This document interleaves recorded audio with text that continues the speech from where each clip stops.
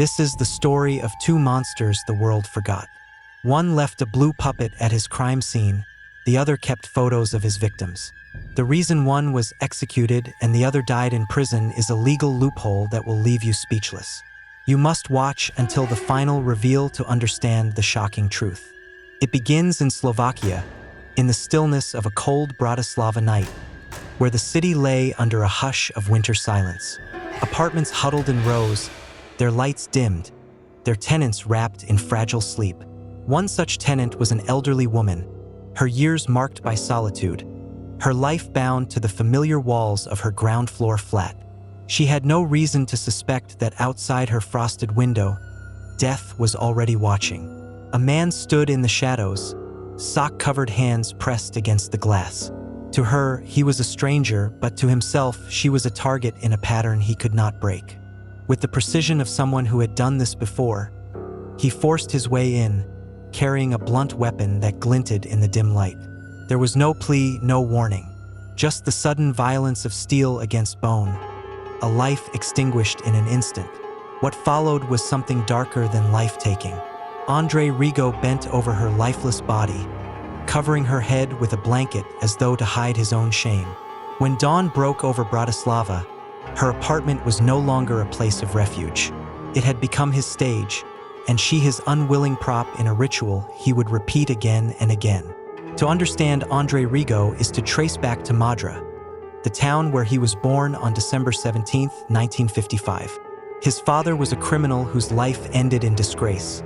His mother a weary hotel attendant trying to survive. Young Andre and his siblings were scattered into a corrective institution by the time he was 14, abandoned to a system that treated them as lost causes. The absence of stability, of affection, carved hollows inside him. He left school early, drifting through low-wage jobs, boiler rooms, hotel cloakrooms, living on the edges of society, never noticed, never nurtured. His criminal impulses found expression in burglary. He slipped into apartments not to harm, not yet, but to steal. He was caught again and again, 11 times convicted, a man already marked by the system but still underestimated. No one looked at the quiet cloakroom attendant and imagined he would become a name whispered with dread. The fall of the Iron Curtain in 1989 opened doors for millions across Europe, but for Andre Rigo, it unlocked his darkness. He traveled under false papers, roaming from city to city. In June 1990, in Munich, he crossed the invisible line between thief and life-taker. His victim was a 40-year-old woman named Helena S. She was sleeping in her home, her dreams interrupted not by accident, but by a man who had climbed through her window. He carried a 2.5-kilogram metal pipe, and when he saw her, something primal overtook him. He struck with lethal force, but his violence did not end with her death. He covered her with a blanket, as though mocking dignity. He left her behind as though she were an object discarded, taking her jewelry with him as trophies. 2 months later, he traveled to Amsterdam, where his sister lived, and repeated the act. A 56-year-old woman, living alone, was unalived with a cobblestone he had carried inside. Her dignity stolen, her home invaded. He left with money, a camera, a watch. To investigators, her death appeared first as burglary, but the cruelty of the scene revealed something far worse. By October 1990, he was back in Bratislava. His target was an 88-year-old woman, fragile with age, alone in her ground-floor apartment. Again, he entered through a window, again he bludgeoned. For the residents of Bratislava, the realization was chilling. Someone was stalking their city, someone who moved like a phantom, slipping in as they slept. But his victims were more than crime scene details. They were mothers, workers, neighbors, women who had lived lives that deserved to be remembered beyond their final moments. Helena S., at 40, had lived a life marked by independence. She was a worker, a woman who should have been safe in her own bed. The unnamed woman in Amsterdam, 56, had survived decades of change in Europe only to fall prey in her own home. The elderly women in Bratislava had endured war and hardship, only to face their final night at the hands of a stranger with socks over his hands and emptiness in his soul. The attacks grew bolder. On January 3, 1991, he targeted not just one victim but two. In Bratislava, he broke into the home of 40-year-old Anna Palanikova and her teenage son, Jurij. Anna, a mother whose life was already weighed with the hardships of raising a boy in a crumbling city, became his next victim. He unalived her. Her son fought back, his skull crushed but his spirit unbroken. Against all odds, Jurij survived. He carried with him the memory of that night, the sound of his mother's life ending, the sight of the man who had turned their home into a slaughterhouse. 6 days later, he struck again.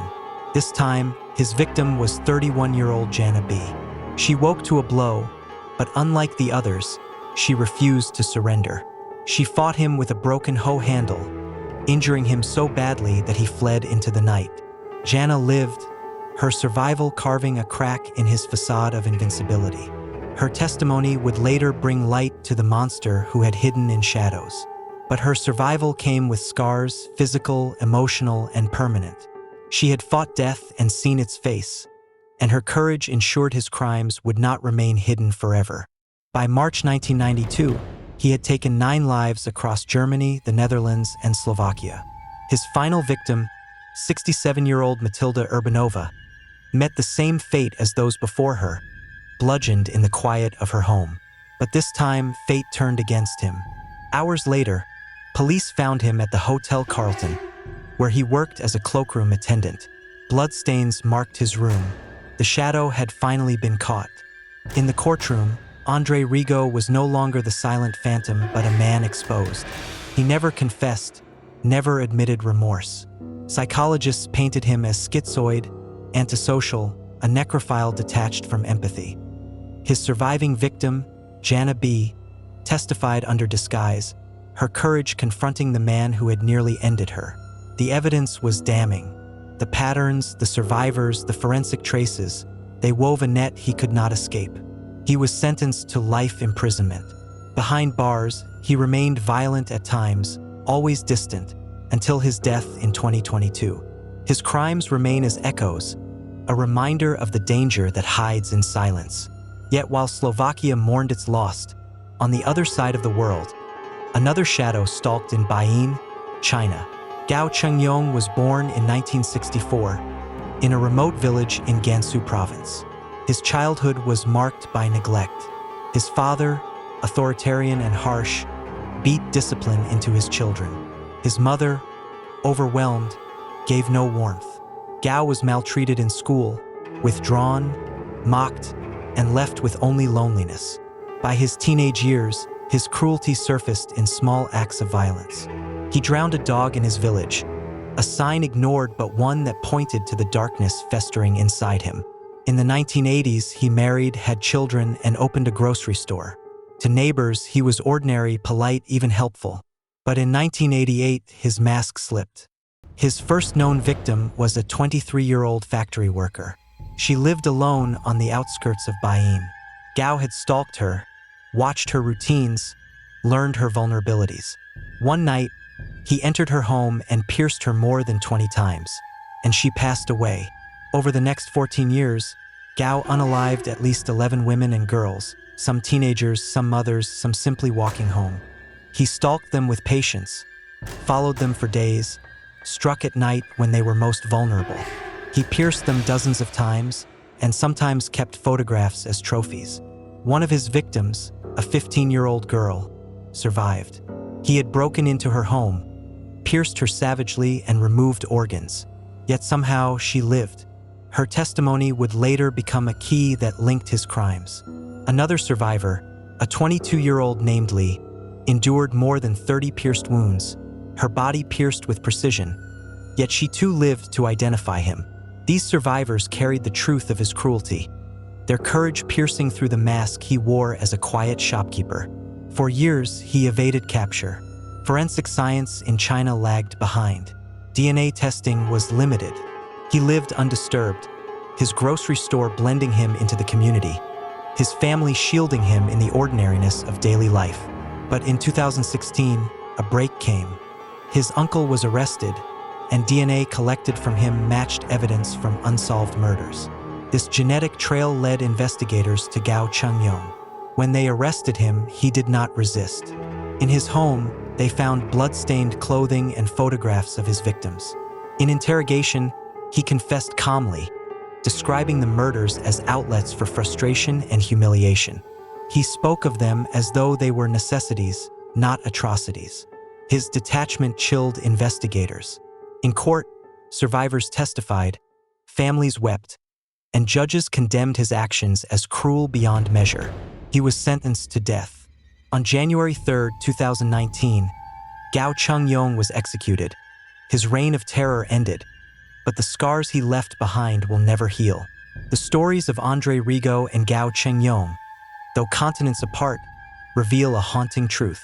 Evil does not always roar. Sometimes it creeps, silent and unnoticed, through the cracks of ordinary life. It wears the mask of a cloakroom attendant, a grocery store owner, a neighbor who seems harmless. Their victims remind us of the fragility of safety, of how quickly life can be stolen in the silence of night. Now that you've heard the story of Harrison Frank Graham, what do you make of a city that ignored the stench for so long? Do you believe his intellect excused him or deepened the horror of what he did? Should his sentence have remained death, or was life imprisonment the right decision? Share your thoughts in the comments and subscribe for more.